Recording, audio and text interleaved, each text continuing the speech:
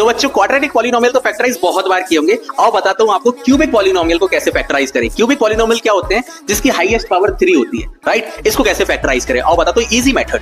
अब इसको आगे से सॉल्व नहीं करेंगे, हम पीछे से सॉल्व करेंगे। जैसे कि यहाँ पे, तो यहाँ पे 20 है, तो सबसे पहले हम क्या लिख देंगे यहाँ पे 20, राइट। अब उसके पहले वाला जो टर्म है मतलब 32, इसको मुझे ऐसे कुछ स्प्लिट करना है कि एक पार्ट इसका 20 हो। तो इसको मैं कैसे लिख सकता हूं? 20x plus 12x। क्यों? 12 प्लस 20 कितना होता है? 32x, right.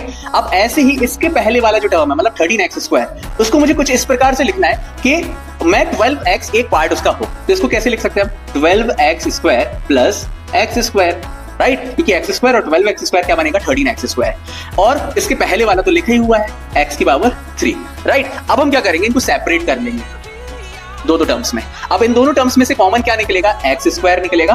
तो ये क्या बचेगा? x plus 1। इन दोनों टर्म में से कॉमन क्या निकलेगा? 12x निकलेगा। तो इसमें ये भी क्या बचेगा? x plus 1। और इन दोनों में से भी क्या?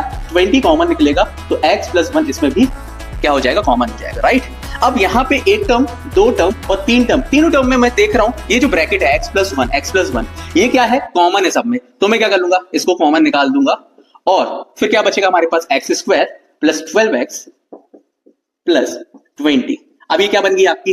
Quadratic polynomial. इसको तो हम बहुत आराम से सॉल्व करते हैं splitting the middle term method से, राइट। कैसे करेंगे? x प्लस 1 और इसको हम सॉल्व कैसे करेंगे? x स्क्वायर प्लस, अब 12 को ऐसे डिवाइड करना है कि दो नंबर का मल्टीप्लाई करके कितना आ जाए? 20। तो इसको 12 को मैं क्या लिख सकता हूं?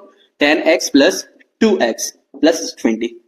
तो 10x प्लस 2x क्या होता है? 12x होता है, राइट। तो x प्लस 1, और इन दोनों में से अगर मैं इन दोनों टर्म्स की बात करूं तो इनमें से कॉमन क्या निकल सकता है? x निकल सकता है। तो क्या बचेगा अंदर? x प्लस यहाँ पे 10, राइट। और इन दोनों में से कॉमन क्या निकल सकता है? 2 निकल सकता है। तो ये भी क्या बचेगा? x plus 10, right. अब यहाँ पे हमारा आंसर आ चुका है x प्लस 1, ये तो हमारा आंसर था ही। इसके साथ साथ ये दोनों में से कॉमन क्या निकल रहा है? x plus 10। तो बचेगा क्या? x प्लस 2, और ये हमारा हो चुका है आंसर। तो इस तरीके से क्यूबिक इक्वेशन को हम सॉल्व करेंगे। अगर आपको समझ में आ गया है कि कैसे क्यूबिक पॉलिनोमियल को फैक्टराइज करते हैं, जल्दी से बताइए इसका आंसर क्या होगा। हमें जल्दी से बताइए कमेंट बॉक्स के अंदर।